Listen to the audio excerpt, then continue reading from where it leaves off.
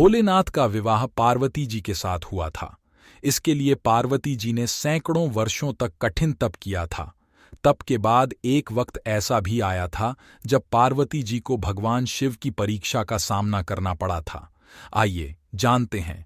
पौराणिक कथाओं के अनुसार माता पार्वती ने भगवान शिव को अपने पति के रूप में पाने के लिए सैकड़ों वर्षों तक कठोर तप किया था। उनकी तपस्या को देखकर देवताओं ने शिवजी से देवी पार्वती की मनोकामना पूरी करने की प्रार्थना की थी। इसके बाद भोलेनाथ ने सप्तर्षियों को पार्वती जी की परीक्षा लेने के लिए भेजा।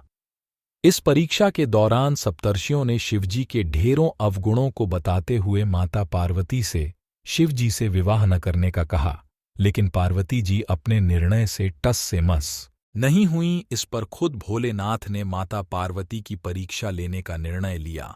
माता पार्वती के तप से प्रसन्न होकर शंकर जी उनके सामने प्रकट हुए और उन्हें वरदान देकर अंतर्ध्यान हो गए।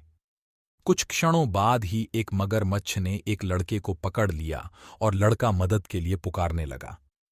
बच्चे की आवाज सुनकर पार्वती जी नदी किनारे पहुंची और उनका मन द्रवित हो गया। इस बीच लड़के ने माता पार्वती को देखकर कहा कि मेरी न माँ है, न बाप, न कोई मित्र ही है, माता आप ही मेरी रक्षा करें। इस पर पार्वती जी ने मगरमच्छ से कहा कि ग्राह इस लड़के को छोड़ दें।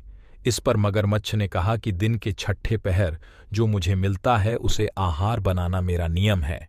पार्वती जी के विनती करने पर मगरमच्छ ने लड़के को छोड़ने के बदले में पार्वती जी के तप से प्राप्त वरदान का पुण्य फल मांग लिया।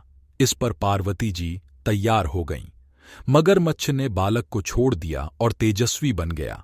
अपने तप का फल दान करने के बाद पार्वती जी ने बालक को बचा लिया और एक बार फिर भोलेनाथ को प्रसन्न करने के लिए तप करने बैठ गईं।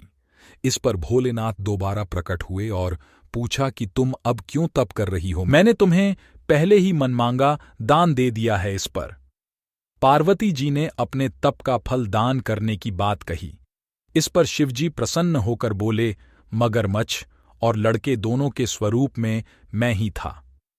मैं तुम्हारी परीक्षा ले रहा था कि तुम्हारा चित्त प्राणी मात्र में अपने सुख दुख का अनुभव करता है या नहीं।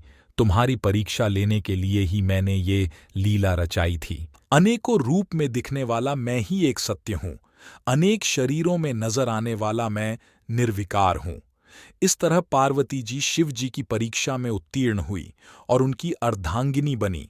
अगर आपको यह कथा अच्छी लगी तो शेयर जरूर करें।